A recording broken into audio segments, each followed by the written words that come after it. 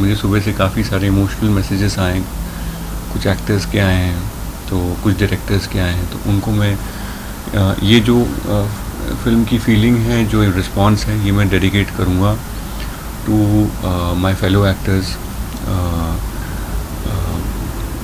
ज़्यादा नाम मैं नहीं लेना चाहता हूँ। जब मैं घर से भी भागा हूँ, वो भी मैं नहीं एक्सप्लेन कर पाया किसी को। जब मुंबई से मैं हैदराबाद जाने लगा तेलुगु फिल्म्स का पार्ट बनने, तब भी मैं एक्सप्लेन नहीं कर पाया मैं क्यों कर रहा हूँ। वहाँ से जब मैं वापस मुंबई में ट्राई करने आया, तो भी मैं एक्सप्लेन नहीं कर पाया। मैं लोग खर्चे भी कर रहे हैं, तो जो रील बनाने वाले लोग हैं उनसे मैं रिक्वेस्ट करूँगा कि सबको समझाइए कितना मुश्किल है कोई एक देखने लायक चीज़ को बनाना। तो मैं इसमें प्रोड्यूसर सर की बिल्कुल भी वो नहीं मानता कि उनको उनकी वजह से कोई, मैं मानता हूँ कि ऑडियंस ने नहीं देखा तो एक प्रोड्यूसर क्या करेगा। और जब आपके 10,000 आवर्स पूरे हो जाएंगे, एक रूल है कि 10,000 घंटे जब आपकी किसी भी शिद्दत में पूरे हो जाते हैं, तो वो आपकी मनोकामना जो है पूरी हो जाती है। मेरे 10,000 घंटे 2 बार हो गए थे। तो पहली बार में तो मुझे फिल्म मिली, फिर मैंने 10,000 घंटे और सोचा इस बारे में। Hello and so good to see you sir. Thank you and many congratulation आपको री रिलीज पे जब इतना क्रेजी फैंस, इतना ज़्यादा प्यार मिलता है, क्या फील होता है? ये फील होता है कि ये हम सारे जितने एक्टर्स हैं, हम जितने सारे लोग ऑफिस में काम कर रहे हैं, घरों में काम कर रहे हैं, ये सबके लिए है कि अगर आपको रिज़ल्ट नहीं मिल रहा है तो कितने भी साल निकल जाए आपको फाइट करते रहना। और ये जो फीलिंग है मैं आप सबको सबके साथ शेयर करना चाहता हूँ कि रोज़ सुबह उठना है, रोज़ सुबह तैयार होना है, काम पे जाना है, घर आके चेक करना है रिज़ल्ट मिला नहीं मिला, फिर अगले दिन सुबह उठ के जाना है और ये करते रहना है। हफ्ते में नहीं होगा, महीने में नहीं होगा, 6 महीने में नहीं होगा, साल में नहीं होगा, कई बार इस फिल्म की तरह 9-9 साल लग सकते हैं। करते रहना है, बात ये है। और I would like to also dedicate this win. मुझे सुबह से काफ़ी सारे इमोशनल मैसेजेस आए, कुछ एक्टर्स के आए हैं, तो कुछ डायरेक्टर्स के आए हैं, तो उनको मैं ये जो फिल्म की फीलिंग है, जो रिस्पॉन्स है, ये मैं डेडिकेट करूँगा टू माय फेलो एक्टर्स। ज़्यादा नाम मैं नहीं लेना चाहता हूँ, but specially someone who is not here with us, उनको भी मैं डेडिकेट करना चाहता हूँ कि ये आप सब जिन्होंने मेहनत करी है, जो मेहनत कर रहे हैं, आप सबको डेडिकेटेड है ये। सनम तेरी कसम, जब ये री रिलीज़ की बातचीत हुई, ये एक टफ डिसीजन भी था क्योंकि जब मूवी रिलीज़ हुई थी उतनी नहीं चल पाई थी, और जब री रिलीज़ फ़ैन जब डिमांड कर रहे थे हमें वापस देखनी है, कितना टफ हुआ था कि लोग जाएंगे सच में देखने? नहीं, आप लोगों में क्या बातचीत होती है, प्लीज़ उस बारे में बताएं। तो ज़िंदगी में कुछ भी आप नया करने जाओगे तो वो टफ़ होगा, ये तय है। क्योंकि वो कहीं रूल में लिखा नहीं होता है, कहीं किताब में आपको रूल मिलेगा नहीं। जैसे मैं घर से जब भागा था 16 साल की उम्र में, तो वो भी मेरे लिए इतना ही टफ़ डिसीजन था जितना इसको री रिलीज़ करने के लिए दीपक सर के ऑफिस के नीचे आके चिल्लाने का जो डिसीजन था। 99% हमें गट फीलिंग जब हम फॉलो करते हैं तो वो टफ़ डिसीजन ही होता है, क्योंकि हम उसे एक्सप्लेन नहीं कर पाते। तो जब मैं घर से भी भागा हूँ, वो भी मैं नहीं एक्सप्लेन कर पाया किसी को। जब मुंबई से मैं हैदराबाद जाने लगा तेलुगु फिल्म्स का पार्ट बनने, तब भी मैं एक्सप्लेन नहीं कर पाया मैं क्यों कर रहा हूँ। वहाँ से जब मैं वापस मुंबई में ट्राई करने आया, तो भी मैं एक्सप्लेन नहीं कर पाया। ये फ़िल्म मैंने क्यों करी, ये भी मैंने एक्सप्लेन कर पाया। इसके बाद मैंने बाकी फ़िल्में क्यों करी, वो भी मैं नहीं एक्सप्लेन कर पाया। और फिर 9 साल बाद इसको री रिलीज़ करने का थॉट क्यों आया, वो भी मैं नहीं कर सकता, क्योंकि ये सारी जो फीलिंग्स हैं ये पेट के ऊपर और दिमाग के नीचे कहीं इस एरिया से आती हैं, और इसका कुछ लॉजिक होता नहीं है, तो इसे वर्ड्स में डालना बहुत कठिन है। तो मेरा आपसे सबसे रिक्वेस्ट है कि इस एरिया में कुछ भी फीलिंग आए, उस पर ध्यान दीजिए और उसको ट्राई करिए कि आप करो। अगर एक चीज़ आपसे जानना हो सर, कि 2016 में जब ये फिल्म रिलीज़ हुई, उस समय उतनी क्यों नहीं चली, इतना प्यार अब जाके क्यों मिल रहा है? पता नहीं, रीज़न अगर मुझे इसका पता होता तो मैं अगर किसी को भी पता होता तो सारी फिल्में 99.9% फिल्में नहीं 100% फिल्में हिट हो जाती। तो मैं आपसे ये तो शेयर करना चाहूँगा कि कोई भी ऐसा इंसान नहीं है हॉलीवुड में या हिंदी फिल्म इंडस्ट्री में या साउथ फिल्म इंडस्ट्री या पूरा एक बोल लीजिए ग्लोबल सिनेमा में कोई भी ऐसा व्यक्ति नहीं है जो ये बता सके कि ये फिल्म जो है क्यों नहीं चली और ये फिल्म क्यों चली। अगर इतना आसान होता इसे बताना, थोड़ा कुछ एक्सपर्ट्स हैं जो 80% सही निकलते हैं, बट 100% तो कोई भी एक्सपर्ट नहीं है। तो ये मुझ जैसे मतलब वो दिग्गज लोग नहीं बता पा रहे, तो मैं तो एक चीटिंग हूँ इस मामले में, तो मैं तो बिल्कुल नहीं बता सकता। जब आपके कमेंट सेक्शन में आपके चाहिए आपके फैंस लोगों के हज़ारों कमेंट्स आ रहे थे प्लीज़ री रिलीज़ कीजिए इसे, तो आपने जब दीपक सर से बात की तो उसने आपको यही बोला कि आप एक आर्टिस्ट हो, आपको ऐसे मैसेजेस आते हैं, तो आपने उन्हें कैसे बनाया? मुझे जब मैंने बहुत साल ट्राई किया मनाने का, तो हालांकि क्या होता है कि हमें लगता है कि रिलीज़ करना एक बच्चों का खेल है, फिल्म प्रोड्यूस करना बच्चों का खेल है, डायरेक्ट करना भी मतलब बस आराम से हो जाता है। बट एक रील बनाने में भी ना लोगों को आजकल 6-6 घंटे लग रहे हैं, जो 30 सेकंड की रील बनाते हैं और उसमें लोग खर्चे भी कर रहे हैं। तो जो रील बनाने वाले लोग हैं उनसे मैं रिक्वेस्ट करूँगा कि सबको समझाइए कितना मुश्किल है कोई एक देखने लायक चीज़ को बनाना। तो मैं इसमें प्रोड्यूसर सर की बिल्कुल भी वो नहीं मानता कि उनको उनकी वजह से कोई, मैं मानता हूँ कि ऑडियंस ने नहीं देखा तो एक प्रोड्यूसर क्या करेगा। और तो वो एक्चुअली हमारी पूरी टीम ना एक तरीके से शांत हो गई थी इस फिल्म के बाद।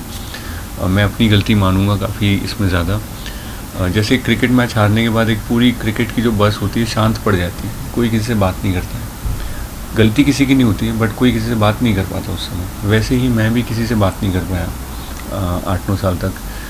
तो कहीं ना कहीं मैं अपने ऊपर भी ये ब्लेम लूँगा। और फिर मैंने फाइनली जब मैंने उनको ऑडियंस को बोला इंस्टाग्राम पे कि आप लोग प्लीज़ इस कमेंट सेक्शन में आप लोग करिए जो आपको भरना है, और उन लोगों ने वो चीज़ को फॉलो किया, लिखा। तो वो लेके फिर मैंने उनको नीचे लिखा था कि अगर आपने इतने इतने कमेंट्स कर दिए तो मैं कल दीपक सर के ऑफिस चला जाऊँगा। वो जैसे कैरी मिनाटी एंड में बोलते हैं ना कि इतने मिलियन का टारगेट करते हैं, वैसे तो नहीं बोल पाया मैं, लेकिन उस तरीके से मैंने उनको लिखा कि इतने अगर आपने कमेंट्स कर दिए तो मैं कल चला जाऊँगा। और सच में उससे 3 गुना कमेंट्स आ गए। तो फिर मैं आ गया यहाँ पे नीचे, और मैंने वो हरकत करी जो मेरे कई मतलब करीबी लोगों ने मुझे मना किया कि एक एक्टर ऐसे हरकत नहीं करना चाहिए एक एक्टर को, कि नीचे खड़े हो गए ऑफिस में आप चिल्ला रहे हो, ये अच्छा नहीं लगता आपकी इमेज पे। बट मुझे इन सब चीज़ों से फ़र्क इसलिए नहीं पड़ता क्योंकि मैं एक फ़िल्म फैमिली से नहीं हूँ।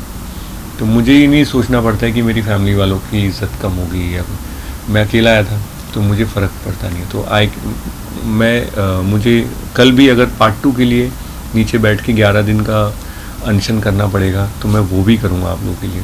तो पानी की बोतलें ले आना बस आप लोग, वो पी के मैं निकाल दूँगा 11 दिन। जिस तरह से आप थिएटर विजिट कर रहे हैं, लोगों का इमोशन फूट के निकल रहा है, इतनी ढेर सारी प्यार मिल रही है आपको। आप जैसे पहुंच रहे हो, लोग सेल्फी खिंचाने, जो थिएटर में बड़े पर्दे पे दिख रहे हैं वो सामने आके जब खड़े हो जा रहे हैं, उन लोगों के लिए इतना अच्छा सरप्राइज लेकर आप जा रहे हो।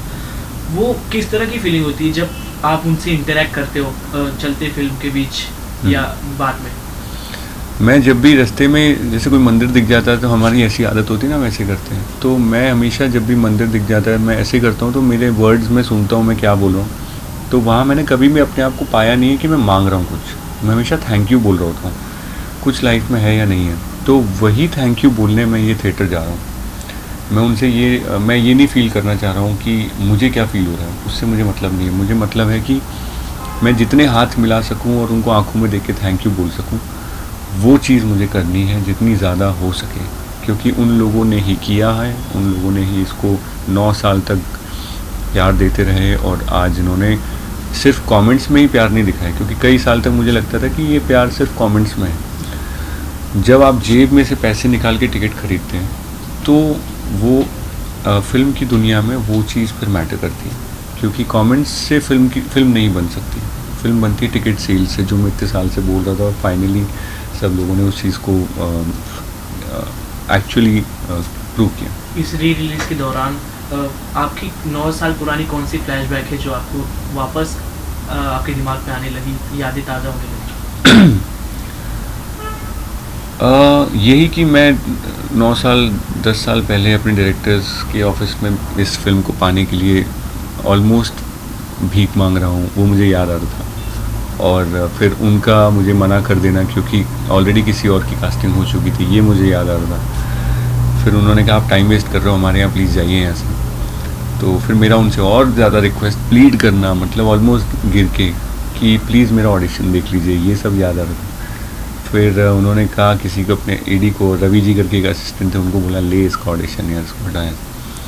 तो मैंने कहा बस मेरा वर्जन देख लीजिए इंदर का, क्योंकि जिस हिसाब से मैंने उसको देखा है, समझा है, मैं वो दिखाना चाहता हूँ आप लोगों को। तो उन्होंने ऑडिशन देखा, फिर रवि जी लेके गए, ऑडिशन दिखाया, और वो 1 घंटे बाद आए, उन्होंने कहा फिर से करके दिखाओ। तो मैंने फिर से करके दिखाया वो सब। तो फिर उन्होंने 1 घंटे बाद वापस आए, उन्होंने मुझे हग किया और बोले हमारे प्रोड्यूसर सर का तुमने बहुत नुकसान करा दिया है, क्योंकि सारे कपड़े बन चुके थे। 2 दिन के बाद वो शूट है, जो बाथटब वाला जो सीक्वेंस है अगर आप देखेंगे, वो उसकी तुरंत 2 दिन बाद था। और उन्होंने, जब मैं शुरुआत में उनसे बोल रहा था कि मुझे करने दो, उन्होंने कहा था आप टाइम वेस्ट करो, बगल वाले ऑफिस में जो है लड़का, जो हमारा हीरो है वो सिलेक्ट हो चुका है, वो बैठा हुआ है, स्क्रिप्ट पढ़ रहा है।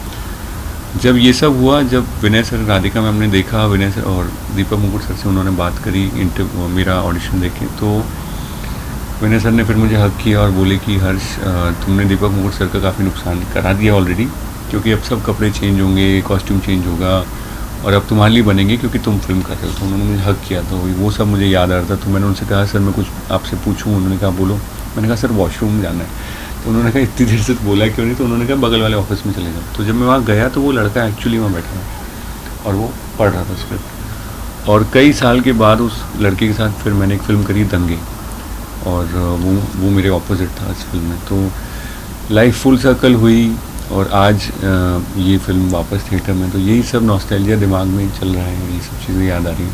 तो सर जैसे आपने बताया कि ऑफिस में जाके काम मांगते थे, आपके काफ़ी करीबियों को पता होगा, सबको ये बात नहीं पता है जो आप फन पे गिटार प्ले करते थे, काफ़ी अलग ही बात है वो। अब now you are the most talented and famous star, तो कैसे जर्नी डिस्क्राइब करोगे वो किस्सा भी अगर आप सुनाना चाहो तो? वो तो मतलब that is one of the jobs which I have done. Honestly मैंने इतने सारे जॉब्स किए जिसके बारे में बोलना बहुत लंबा पड़ जाएगा आपको, क्योंकि घर से जब आप भागते हो तो आप सीधा फिल्म के सेट पे नहीं लैंड होते हो। सबसे पहले आपको 2-3 घंटे बाद भूख लगना शुरू हो जाती है घर से भागने में। फिर आपका दिमाग चलता है पैसे कितने। तो मेरे जेब में 200 थे, 75 की टिकट खरीद ली थी, 125 बाकी थे। वो तो खर्च हो जाते हैं आधे दिन में खाना वाना खाने में। और उसके बाद फिर आपको लगता है कहीं से कुछ जॉब की जुगाड़ करी जाए। तो फिर वो जॉब की जुगाड़ मैंने फिर STD बूथ में रजिस्टर मेंटेन करना शुरू किया। फिर मेरी हैंडराइटिंग थोड़ी ठीक है तो फिर मैंने वो साइबर कैफ़े में शुरू किया। STD बूथ में मुझे 10 रुपये मिलता था पर डे, साइबर कैफ़े में 20 रुपये पर डे मिलता था। तो कम से कम एक मील में वहाँ पे जो है कमा पा रहा था। वहाँ से फिर मैं डिलीवरी बॉय बना, किसी की बाइक लेके और सामान डिलीवर करना, वो सब किया। फिर मैं एक DJ का बैग उठाता था। वो DJ नितेश और DJ रिक्कू, ये लोग अभी भी कोई उसमें से सुन रहे हो तो उनका मैं बैग उठाता था, उनका असिस्टेंट था। तो मैं बैग रखता था, कंसोल को साफ़ करता था। फिर वो लोग आते थे, फिर मैं चला जाता था। तो वो भी मेरा एक काम था।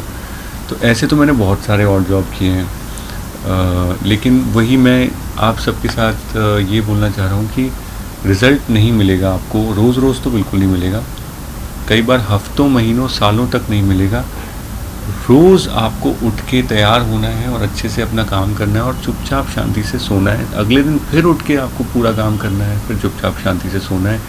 जब आपके 10,000 आवर्स पूरे हो जाएंगे, एक रूल है कि 10,000 घंटे जब आपकी किसी भी शिद्दत में पूरे हो जाते हैं तो वो आपकी मनोकामना जो है पूरी हो जाती है। मेरे 10,000 घंटे 2 बार हो गए थे। तो पहली बार में तो मुझे फिल्म मिली, फिर मैंने 10,000 घंटे और सोचा इस बारे में और इसकी तरफ काम किया। तो 10,000 आवर्स का एक रूल होता है जिसको मैं फॉलो करता हूँ। और इस एक्सपीरियंस के बाद मैं और 10,000 घंटे के लिए तैयार हूँ कि मेरी और भी अगर स्ट्रगल रहेगी मैं वो भी करूँगा। सो इतना प्यार, इतना क्रेजीनेस देखने के बाद, so what is the success for Harshvardhan Rane?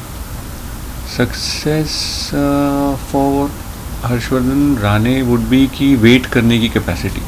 मेरे लिए वही एक सक्सेस है कि अगर आप वेट कर सकते हो रोज़ काम करके, तो आई थिंक आप सक्सेसफुल हो। क्योंकि रिज़ल्ट तो अपनी इच्छा के हिसाब से नहीं मिलेगा। वेट कर सकते हो तो आप सक्सेसफुल हो। सर अपना एक्ट्रेस की कास्टिंग कैसा हुई थी? 25 एक्ट्रेस के बाद में उनको कास्ट किया गया था मावरा जी को, उसके बारे में क्या था? 25 तो नहीं, आई थिंक ज़्यादा, मेरे ख्याल से 200 से ऊपर लोगों की उन्होंने ऑडिशन लिया था। और वो भी कम है कि उनको 200 में ही मिल गई मावरा, बड़ी बात है, क्योंकि जो मावरा ने इस फिल्म के लिए किया है वो इम्पॉसिबल है। फैंस बोल रहे कि मावरा जैसा कोई एक्टिंग नहीं कर पाएगा, अगर वो नहीं होते तो इतना मूवी हिट नहीं। हाँ बिल्कुल सही बात है। और मावरा कैसा रहता है कि जब घर में खाना बनता है ना, तो ये बोलना कि मम्मी नहीं होती तो खाना नहीं बनता है गलत है, क्योंकि अगर पापा नहीं होते तो सब्ज़ी कौन लाता। तो पापा हैं प्रोड्यूसर, मम्मी है डायरेक्टर, जो कढ़ाई में खाना बन रहा है वो है एक्टर, जो दादी आपको खाना खिला रही है वो है ऑडियंस, वो है म्यूज़िक डायरेक्टर। आपके हिमेश सर नहीं होते तो मूवी हिट नहीं होती। तो क्रेडिट एक जगह पे रखना एक एक एक बीमारी है। हम लोगों में एक डिजीज़ है कि हम सारा क्रेडिट एक तरफ चाहते हैं, अपनी तरफ चाहते हैं। ये एक बीमारी है, इससे आप लोग दूर रहें। और जैसे गाड़ी चलती है, 4 पहिए, इंजन, बॉडी। अब आप कहोगे पहिए नहीं होंगे तो गाड़ी नहीं चलेगी, इंजन बोलेगा मैं नहीं होऊंगा तो गाड़ी नहीं चलेगी, फिर बॉडी बोलेगी चैसिस कि भाई मैं नहीं होऊंगा तो गाड़ी में बैठोगे कैसे। सो मैं ये मानता हूँ कि ना इस फिल्म का रीज़न कोई एक जन है, बल्कि प्रोड्यूसर डायरेक्टर से शुरुआत होती है। उनका थॉट, उन्होंने इंदर को लिखा, स्केच किया, उन्होंने मावरा को लिखा, स्केच किया, फिर एक प्रोड्यूसर चाहिए सॉलिड जो अपना पूरा रिसोर्स, पैसा जेब से इस पे लगा दे। तो प्रोड्यूसर के बिना भी मूवी नहीं बन सकती। फिर चाहिए हिमेश रेशमिया सर, जो इस मूवी का जो पूरा खिचड़ी है उसके आपको आपके कानों में डाल दें। तो उनकी वजह से ये मूवी का जो हमारे सोल में ये मूवी का इमोशन उतरा है, हिमेश रेशमिया सर की वजह से उतरा है। फिर आते हैं एक्टर्स जो इस थॉट को आपकी तरफ लेकर जाते हैं। सो किसी भी फिल्म में, किसी भी सिटी में, किसी भी प्रोजेक्ट में एक चीज़ पे उंगली रखना बेवकूफ़ी कहलाएगी। और हर किसी को आपको, जैसे अभी आप लोग इंटरव्यू ले रहे हैं, आप कैमरा पकड़े खड़े हैं, आपके बिना इंटरव्यू नहीं होगा। बट अगर ये माइक नहीं होता तो इसके बिना भी नहीं होता। फिर लाइट ज़्यादा खड़े, लाइट नहीं होगी तो इंटरव्यू नहीं। एक जन को कभी क्रेडिट दे ही नहीं सकती। इसलिए मैं कभी भी सिर्फ मैं हमेशा देखता हूँ कि सारी टीम को किसी भी चीज़, जो कोई भी चीज़ बनती है वो टीम की वजह से बनती है। एक बैट्समैन या एक बॉलर की वजह से कोई नहीं जीतता। अगर पार्ट 2 बनता है तो अपना पोजीशन में किसको देखते हो? आपको आप आ जाओ। मैं तो सर, मैं प्रोड्यूसर का बेटा थोड़ी हूँ कि मैं मतलब मैं इसको देखता हूँ उसको देखता हूँ। सर मैं एम्प्लॉई हूँ, आप आ जाओगे तो मैं आपके साथ कर लूँगा। नहीं, कोई भी आए। और ये मतलब आप ऐसी कुछ टेक्नोलॉजी बना लो कि हमारा वो इंसान ज़िंदा हो जाए, तो मैं आप ही को बोल दूँ कि आप ही राइटर बन जाओ इसके।